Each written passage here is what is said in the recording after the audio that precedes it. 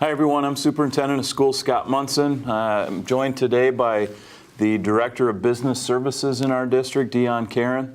Over the last several weeks and for the next 4 or 5 weeks, we're going to be talking with as many people as possible about a referendum that our district has coming up on May 14th, and we'll talk a little bit about voting information towards the end of what we're sharing today. But as another way of getting information out to our residents, Dion and I asked if we could come to Studio One TV and record our presentation for you, and there's some contact information at the end as well.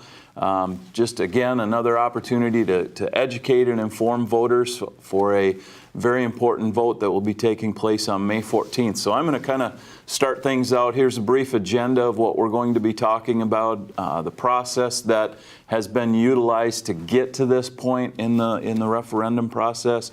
I'll talk about the need. Dion will talk about the specifics of the plan and the tax impact and the cost of the plan. I will talk about some things related to how people can vote and when they can vote. And then at the end, we'll finish with a slide that has a variety of different resources on it that people can access. So as the presentation says here, on Tuesday, May 14th, our school district's residents will decide whether to invest in district-wide improvements to meet the needs of our students and for those in years to come.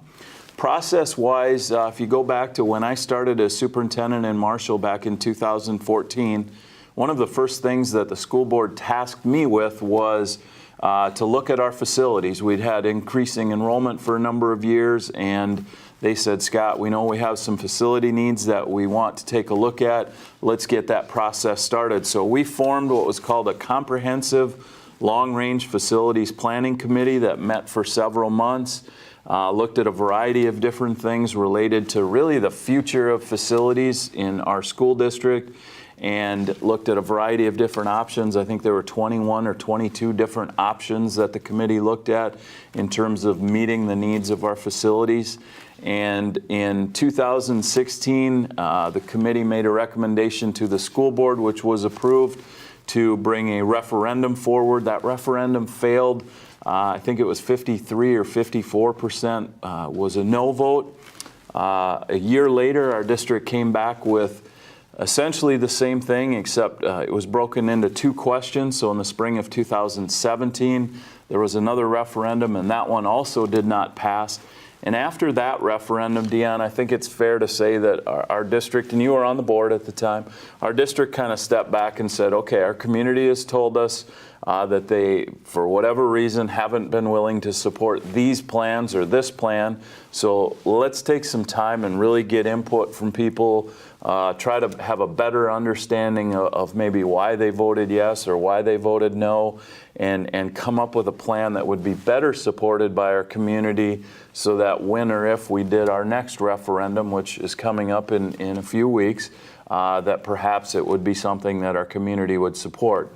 And that feedback and input was gathered with face-to-face meetings, small group meetings, a number of surveys, just community input sessions, and really even board members and administrators going out and having individual conversations with people just to give everyone a chance to kind of share their perceptions. We heard a lot of different things, and I think these are some of the most common ones that we heard. Our public, our community said, don't ask for everything at one time. Maybe the amount was too large, or it was just too much to tackle, or whatever, but don't ask for everything at one time. However, make sure that you have a long-range plan and that you're taking into account everything, but then as a part of that plan, really prioritize the needs and figure out what's sort of most important, and I can talk about that in a moment because that's been difficult, but yet we've got there.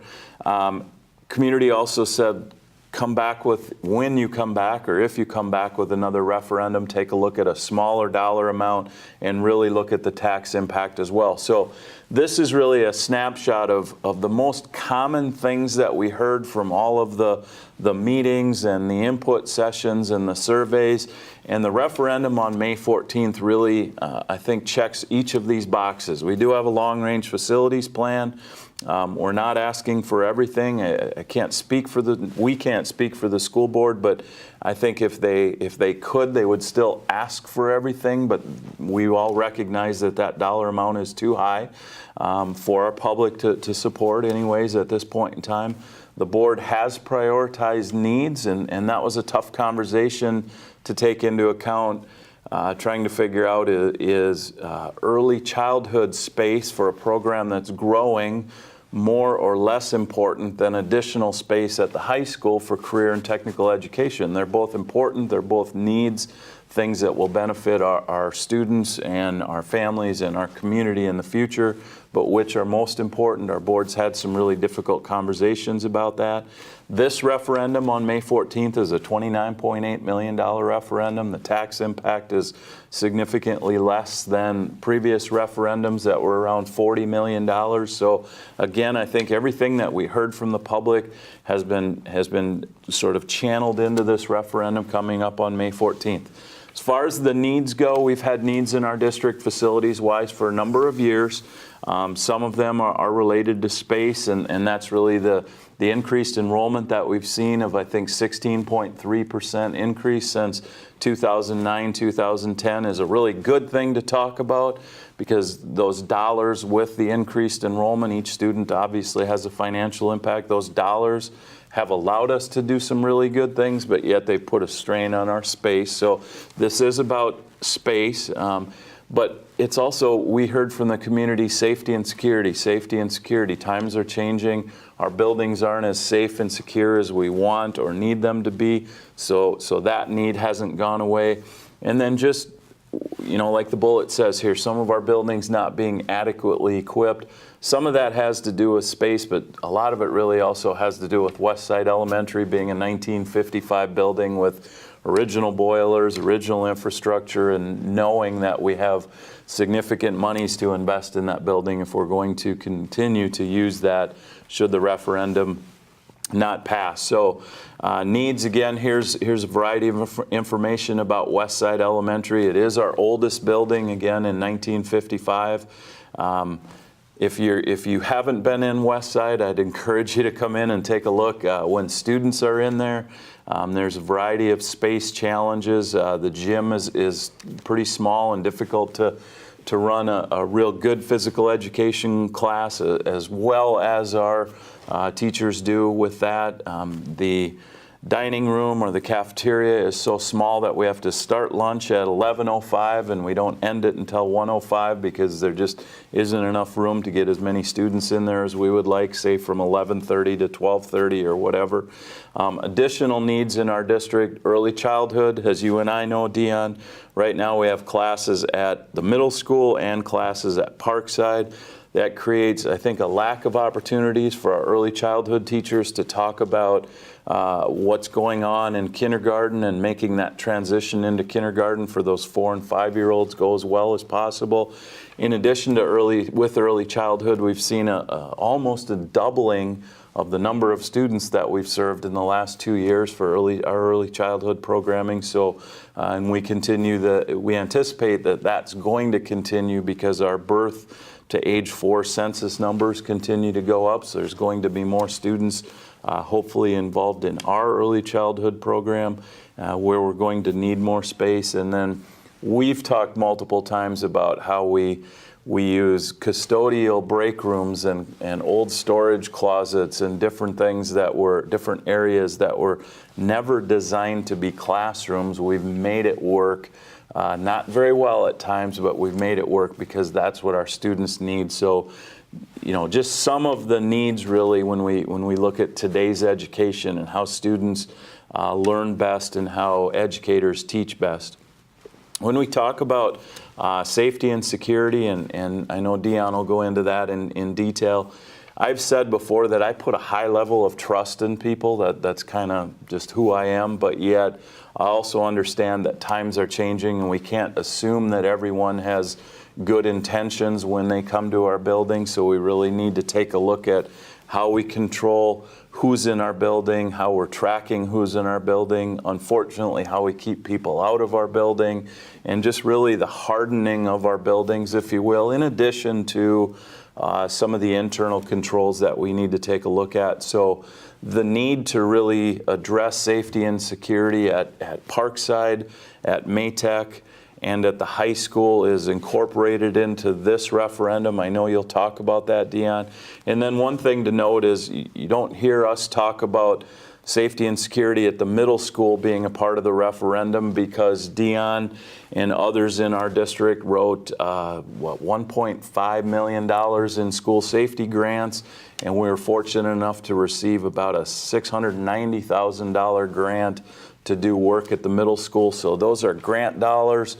They have no impact on taxes. They have no impact or aren't even related to this referendum. That work will actually take place over this summer, and those are essentially free dollars. So the need to really improve safety and security at all of our sites is addressed in this referendum.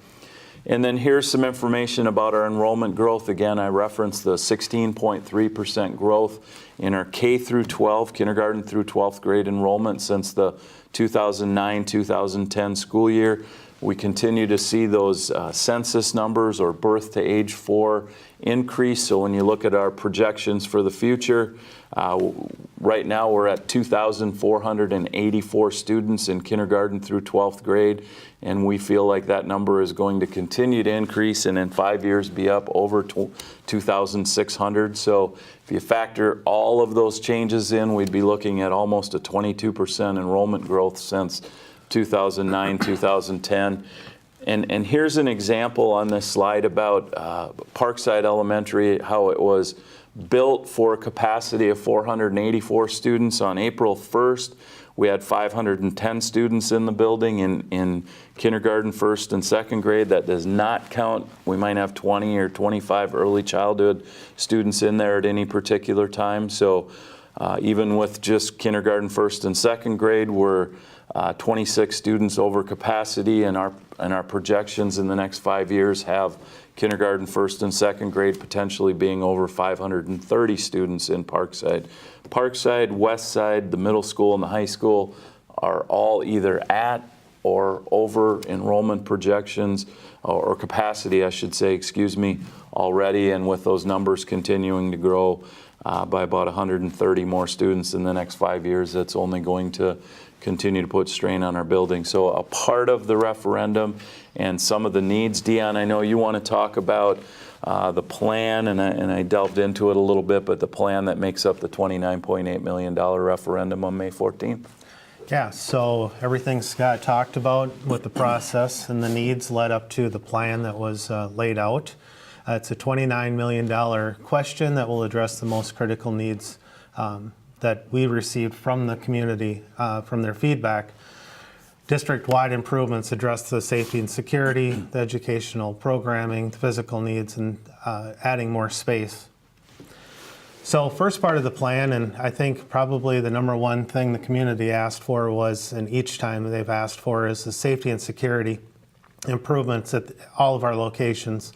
High school, Parkside, I think if anybody's gone in there, once you're in the building, it feels like they have free reign. We want to try and rein that in a little bit to have them go through the main offices. So each of those locations at Parkside, the Newell Elementary, Maytech, and high school will have secured entrances that will have the visitors, after they're buzzed in, will have to go through the office, do a visitor management check-in through our visitor management system, and then they'll be allowed to go into the school. Along with that, we'll have some external lights if we're in a lockdown. The lights, strobe lights will flash, letting people coming into the building will know that we're in a lockdown and not to enter the building. We'll have different access controls. And then we also have alarm systems that will be going on the doors, so if a door in another side of the building is opened, the office will know about it. Deanne, as we take a look at this slide when we talk about secured entrances, so the one on the left would be an example maybe of what the high school might look like, and the one on the right would perhaps be an example of what the middle school looks like. So On the example in the left, when they get to the white doors, those would be locked, correct? Correct, yep. And those, tell us a little bit about those doors. They're not just regular doors, right? Correct, yeah. And we want it to be still a friendly environment. So you walk into the entrance and you're inside, so you're not outside waiting to get buzzed in. You'll buzz into the office, but most of the doors, once you walk in, some of them are what are called armored doors. They're actually bullet resistant. And then some of the windows on the outside and some of the other doors will have what's called a film on it that's shatter resistant. The hope there is if somebody were to shoot the glass, it'll slow that person down and so we could contact the authorities. And then the visitor management system, Dion, you and I are familiar with that because we go in and out of schools all the time, but talk a little bit about, it's pretty simple really, just explain that a little bit and what it is and how it helps us improve accountability for who's in any building at any particular time. Yeah, so we implemented this at Parkside, I believe, a couple of years ago, and it was a nice way to, for a parent or somebody coming into the building to check in, takes your picture, and then prints out a name sticker for you to wear. But the nice thing about that is it checks you in to what time, what classroom you're going to, and then as you leave, you check out. So like you said, it gives accountability of who's in the building, where are they supposed to be. The other part of that, and it's a little bit off track, but worth mentioning, is we have so many people that come into our buildings and basically volunteer or donate their time. And right now we have to estimate when somebody says, well, how many hours of volunteering do you have? We kind of have to estimate. And with the visitor management system, we'd be able to better track that. And then we could say, I realize you're a staff member, but if you were a parent at Parkside, we could say, hey, Dion, you volunteered 20 hours this last school year. Thank you for doing that, and just sort of show our appreciation because we'd be better able to track that, and I think that's also a benefit of that. Yeah. Anything else with safety and security that you want to share, Dion? No, with the middle school being done this summer, we'll really be able to dig into that of what with the secured entrances and the different aspects to it. So second part of the plan, and I believe probably equal with safety and security, Yep. but one of the top three things was to get rid of Westside and replace it with a new elementary school. So the plan for the new elementary school would be to open a 2 through 4, second through fourth grade elementary school located next to the middle school on the middle school grounds. We have 52 acres near that site, so there's plenty of space for that. And what would happen is the second grade would come out of Parkside, and then third and fourth grade from Westside would move into the new elementary school. With second grade moving out and early childhood moving into Parkside, that actually creates room at Parkside also, because the second grade is larger than our early childhood right now. So the design is to support second through fourth grade. It would have a community gymnasium, and I call it a community gymnasium because obviously our Marshall Public Schools would use it, but a lot of our community activities and groups use our gymnasiums. It would be another location for them to use. And then flexible education delivery. That's having the room, like you had talked about, for our title programs and some of our other programs to have the appropriate space for that. I've had some people ask, and you have as well, you know, how many sections do we have room for growth in this new elementary school? And it is designed for 9 sections or 9 different classrooms, if you will, at each grade level, with the potential to grow to 10 if we need to, but still having the space for English learner programs, special education, Title I, reading coaches, just some of the auxiliary and support services that we find really tough to come up with space for right now. I think, Dion, if I'm not mistaken, this is about an 81,000 square foot building. Correct, yep. And it is just conceptual right now. We're sort of looking at a 2-story, certainly not exorbitant, just a real solid, well-built, well-designed elementary school that will serve us for many years into the future. We've also talked about, we'd love to have a separate cafeteria and a separate auditorium and a separate gymnasium, but would there be some cost savings by making a cafetorium or something like Right. that, combining that with an accordion wall. So we'll continue, winter, if the referendum passes, to explore those options with our architects and also with our consulting firm. Deanne, talk a little bit about West Side. That's another question that we get. If the referendum passes, what happens to West Side? Yeah, so right now, basically it's decommissioning West Side. We're going to, once the referendum passes, we'll open it up to see what the possibilities to do with West Side location is, whether that is opening up for sale to somebody that's interested in it. We do have the cost to demolish the building and then maybe potentially selling the land. So right now it's open, and then just seeing what would be fiscally responsible for the district to do and what the community would want.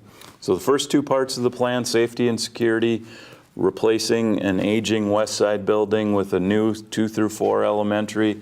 Third part of the plan, Deanne, go ahead. Third part of the plan is to centralize our early childhood program. That would be moving our, part of our early childhood is located at the middle school right now, moving it out of the middle school back to Parkside, where all of our early childhood would be located. Two reasons that come to my mind that makes the most sense for that is to centralize our early childhood into one building. There it would be with the first and second grade, kindergarten and first grade. And then also by moving it out of middle school actually opens up 7,000 square feet at the middle school. We're not addressing the middle school in this plan, but we kind of are as a domino effect by moving those classrooms out. And early childhood, and you can see out in the drawings here, the pictures, the top one is Parkside as it exists now, with the portable classroom towards the parking lot. The portable classroom would go away. The bottom drawing, the orange parts that say EC on them, those would be additions. The green areas would sort of be other areas that would have some modifications made and or some general use, multi-purpose use space. Early childhood would have its own entrance, Correct. And even though it would be a part of a pre-K1 building, there would sort of be an early childhood center or wing or whatever.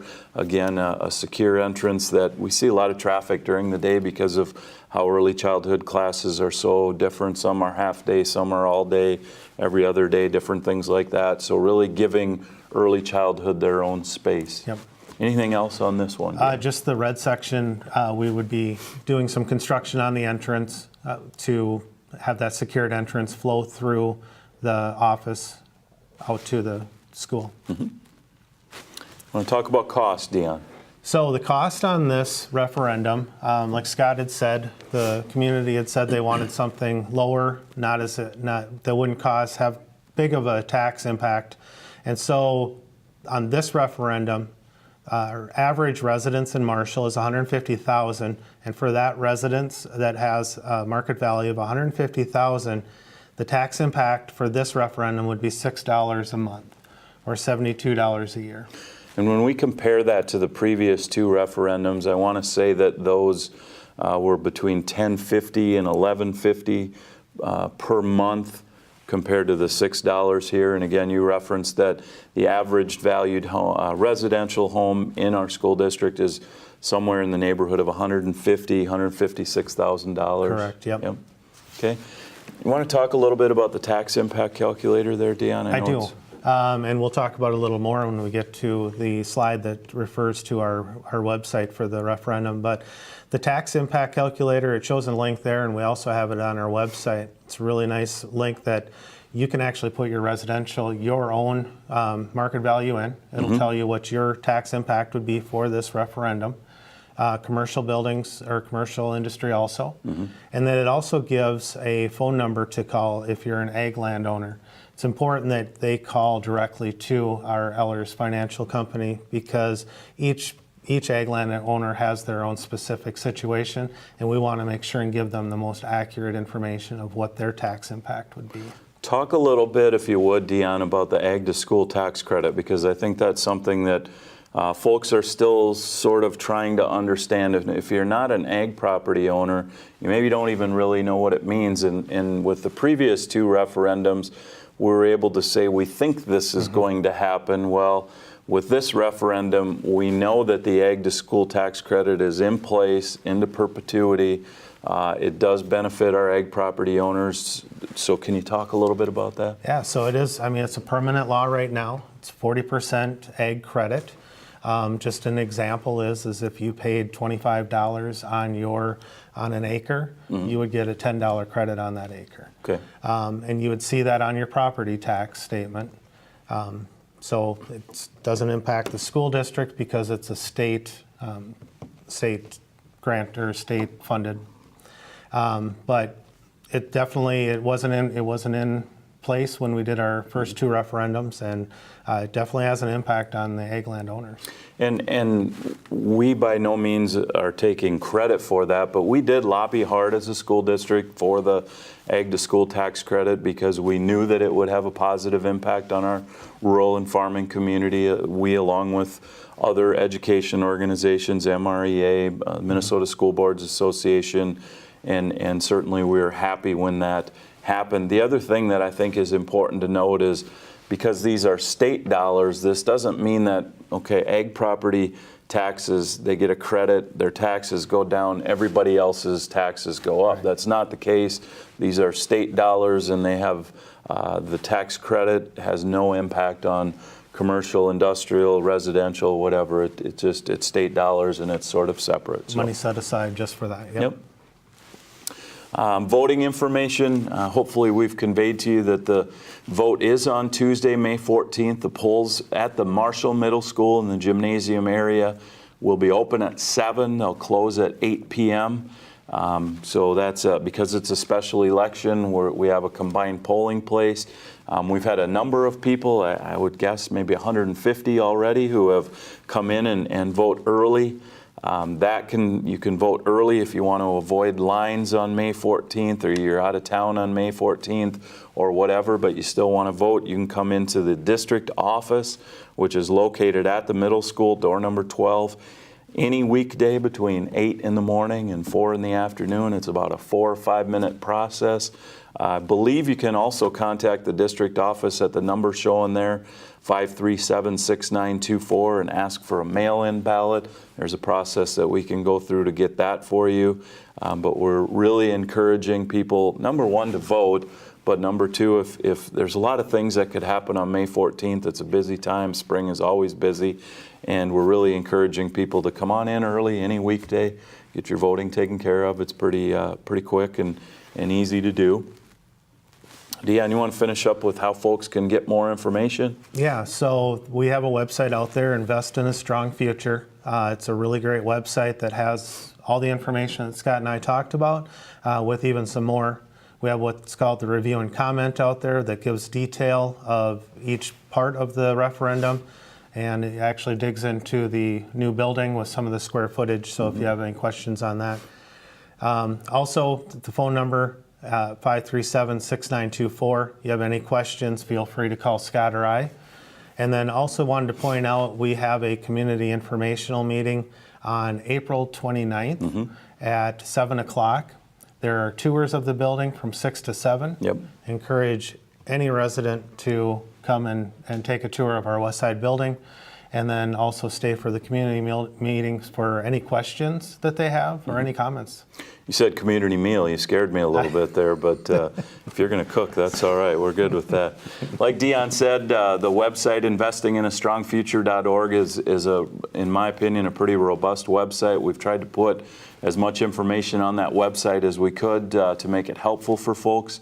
If you're a Facebook user, please follow us at Marshall Public Schools. If you're a Twitter user, at MPS Tigers. We're 2 or 3 times a week we put out information, factual information, educational information on those social media sites. We will soon, if not already, have short video clips with information relative to the referendum. There are a couple mailings have already gone out. We'll continue to share information as much as possible.